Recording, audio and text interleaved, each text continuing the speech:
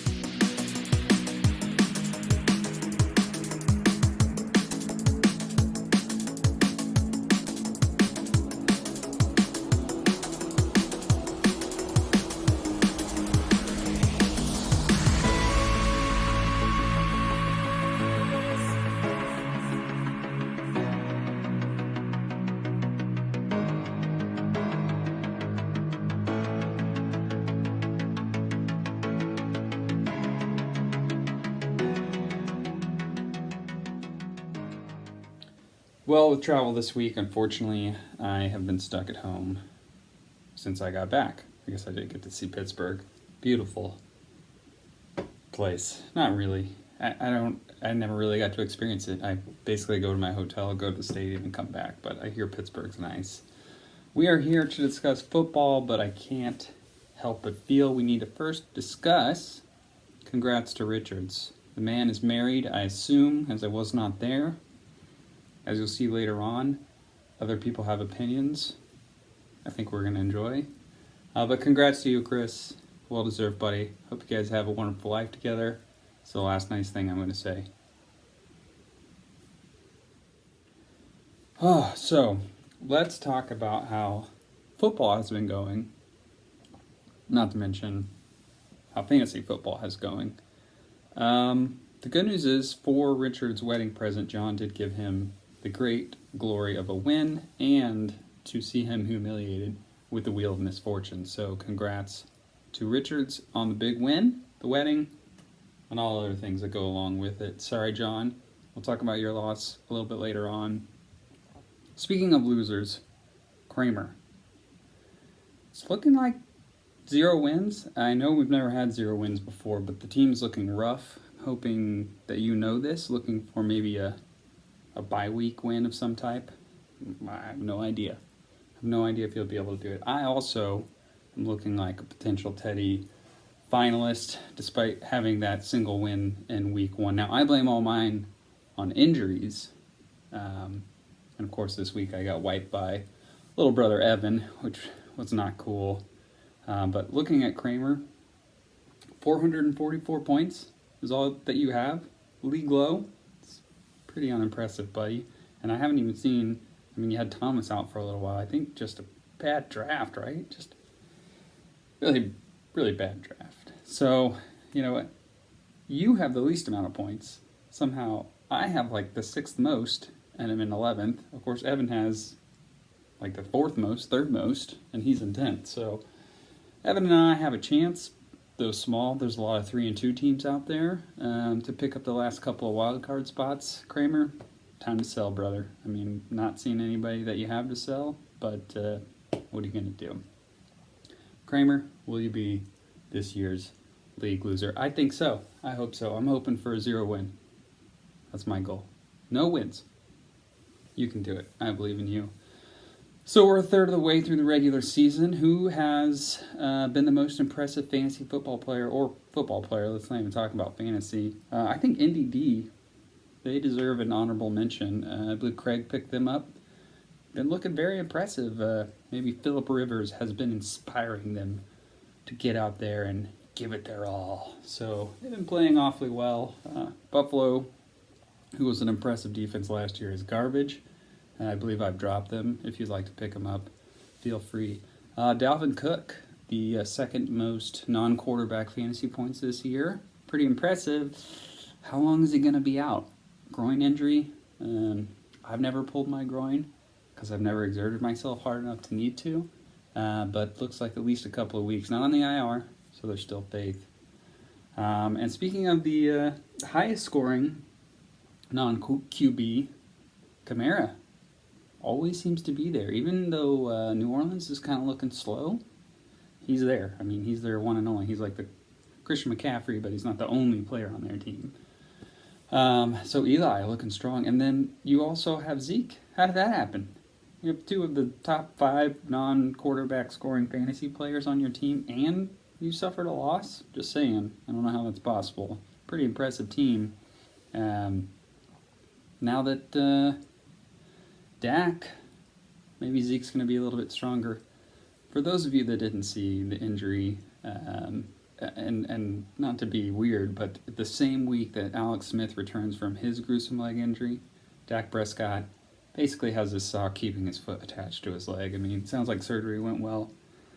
I couldn't watch it, man. That was gnarly. Not at all a good injury.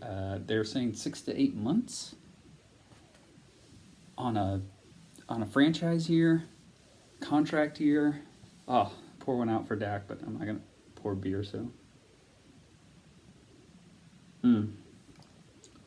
those are potential top fantasy players. Maybe you have somebody you think is on your team that could be great. I mean, top tight end, there was like talk, and then Kittle got hurt, and Ertz is low, so I definitely feel I have at least one position where I have a top player. Only one. So will Eli be the league champ? I just mentioned he has 2 top running backs. Actually, he has a lot of running backs.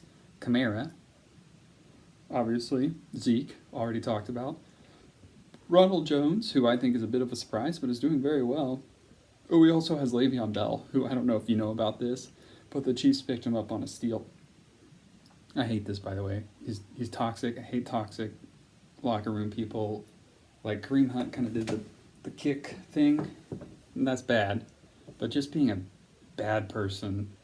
Anyway, with Patrick Mahomes throwing to him, I really don't feel good for the rest of the team. We did suffer a loss. We'll talk about that later on. We're talking about Eli looking strong all over. Wide receiver strong. Somehow Josh Kelly is playing out of his mind at Buffalo. Maybe you need a tight end. I'm not ready to give up the season, but keep an eye out. If you're willing to give away next season for a guaranteed win, call me. All right? I think Eli has a good shot of being our league champion if he can just play the right people. Have 60 points on the bench. And it included Claypool. Kind of a freak thing, 4 touchdowns. We don't see that very often, but I don't know, man. I don't know. You got to play the right people. You got a loss last week, so if you can get back on track this week, maybe you have a chance. Okay? That's the news for football this week. As for the winners and losers of Week 5, well, we already talked about I'm a loser. 1-4, 6 most points, though. Tell your friends. Evan beat me. You know, I have no Christian McCaffrey returning until it looks like Week 10 after their bye. Mike Davis has been filling in, but he's no CMC, so not really feeling good about that. Had to bench my quarterback, who I thought was a steal. I mean, first week he scored 26 points without blowing his nose. Now he can't throw the ball anywhere without Julio, so speedy recover, Julio. Hopefully you're back. We'll see what Matt Stafford can do. Craig beat Zach. Hey, thanks, man. You know, I'm always rooting against Steel Reserve people, so well played there. Unfortunately, both of you had a wide receiver go down. Craig had Watkins, who I hope is back for selfish reasons. And then Zach has Johnson injured. I don't know anything about that. You have too many Pittsburgh wide receivers, man. You need to diversify. Get some different people on your team. Caleb over Kramer. I think that's obvious that would happen. Caleb, you got a DUI. Well, Caleb didn't, but Melvin Gordon did. Man, that guy, he does not do anything positive for anyone. That's a bummer. But you played him last week, and you got the win, so at least you got that going for you.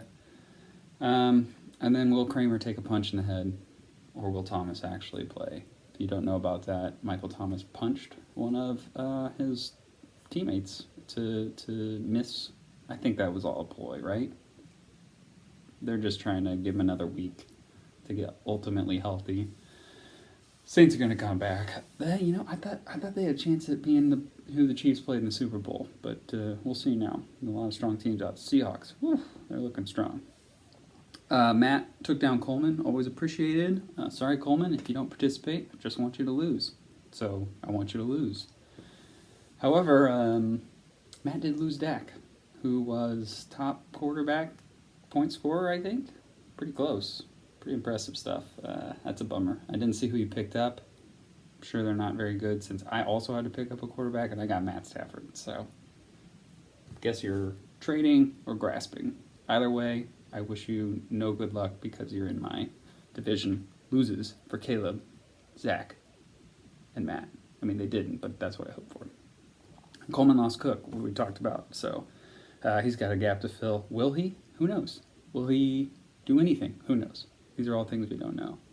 And then Duck beat Eli, which I just told you how good you were. So what's up with that, brother? All this talent. You can't even win. 60 points on the bench. Ridiculous. So congrats to Duck. Holding 3 quarterbacks, playing a rookie.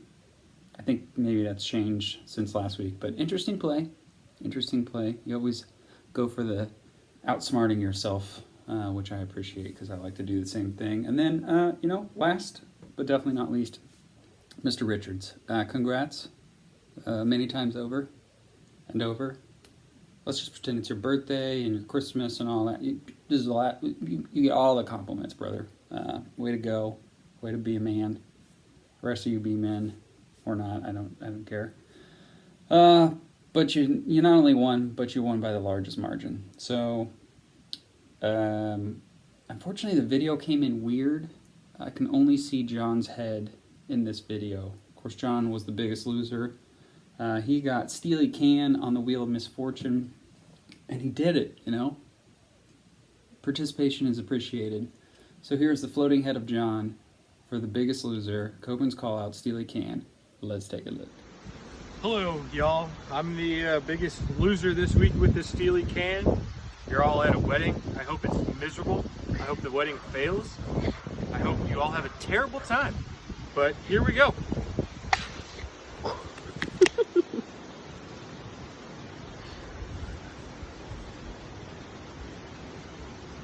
Oh, God. That was gross. I don't recommend that at all. Entertaining. Now the video came in segments. I think there was about this much of the beer missing from that video. I think there was a little pouring, somewhere in there because somebody couldn't. I don't know how you could chug one. I mean, Kramer's right by stabbing it with a knife and just letting it bleed out. Anyway, appreciate the participation. I thought it was pretty good. Congrats again to Richards on being married, I think. Of course, I don't know. It's early. 9:04. And congrats to John for hopefully getting the rest of his body back. All right. Well, that was week 5. Let's talk about week 6. This is going to be a full 30-minute segment the way things are going. We need to not talk so much. Just get so bored, and what else can you do? All right, week 6. Richards, off to a good start. Getting married always helps, so there you go. I don't want you to do well, obviously, but I'm going to give you the win, okay? Unless by some miracle, Green Bay can play poorly, Tampa Bay, Tom Brady, TB12. Hopefully he messes up a lot more. Hopefully he has some more senior moments. That's really the only chance that I have. So, hopefully I get the win, but Richards, I'm going to give it to you. John, our wheel spinner, is playing Zach. Sorry, I always root against anyone in Steel Reserve, but I think Zach's just going to have the win. There's not really any chance. So, well, maybe there is a chance. I shouldn't say no chance because then I'll look stupid. But I'm going to put my money on Zach. Let's see. Next is Caleb and Duckworth. Despite top spot, despite big win over Eli, I think I'm going to give it to Caleb. Now, this is our top week matchup, 1 versus 4. So, big implications with the win, Caleb. If you go for it, could see some impressive movement in the overall rankings. Kramer is playing Evan. Obviously, I'm going to give it to Evan for obvious reasons.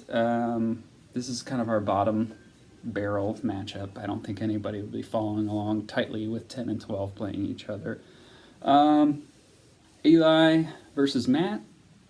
I told Eli he was supposed to be the best, and Matt's in Steel Reserve, so I'm giving it to Eli. Go get a buckaroo. Do your work. Do the Lord's work.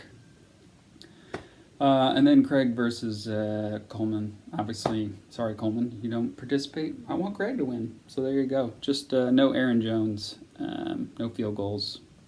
If we're gonna have Aaron Rodgers do well, right? Week 6. Let's do the league rundown, and then I'll let you guys go. Can we change Steel Reserve to Boulevard? It's delicious. It's delicious. No, only I live in Kansas City. Duckworth is on top of Schlafly and of the league right now with 4-1, 580 points. Looking impressive. A lot of 3 and 2s I'm going to go through, so keep track because things could move around. Richards is 3 and 2. If he loses to me, I'm 2 and 3. He 2 and 4. Anyway.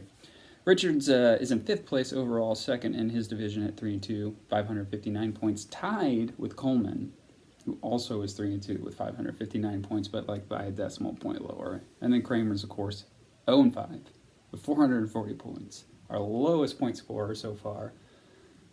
Very embarrassing. Very embarrassing. 2nd and 3rd belong in the Stella Artois division with Eli and Craig, both at 3 and 2. Eli with a commanding 657 points, our top point scorer so far. But Craig still 3 and 2, still in 3rd place with 594, an impressive overall score so far. John is also 3 and 2, but hasn't really had any high scoring games. Pretty much just good luck so far, and you also have injuries. Maybe you can turn it around. I'm not really sure. 3 and 2, but do have the 2nd lowest point scoring so far. And then Evan, who's in 10th, ahead of me because he has 591 points, but is also 1 and 4.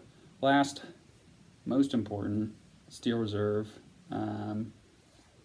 representing our name well. I mean, we do have 3 and 2 teams, but are not scoring a lot of points. Caleb, our top dog, is in 4th. He is just behind Craig with 590 points. Zach is in 8th, 3 and 2, but only 543 points. Matt also 3 and 2. You get the thing. We're dropping down. Me, I'm 1 and 4, but I got 569 points despite all the injuries and no Christian McCaffrey and Matt Ryan being garbage. This was long. Hopefully you're all hungover enough to have watched it. Unfortunately, YouTube doesn't tell me when you turn it off at like 3.5 minutes, so I'll take the views. I'll take the good times. Congrats again to Christopher Richards, the married man. Hey guys, I think we're going to try something different next week for these, so don't give up on me yet. We'll see how it goes. Good luck in week 6. See you boys.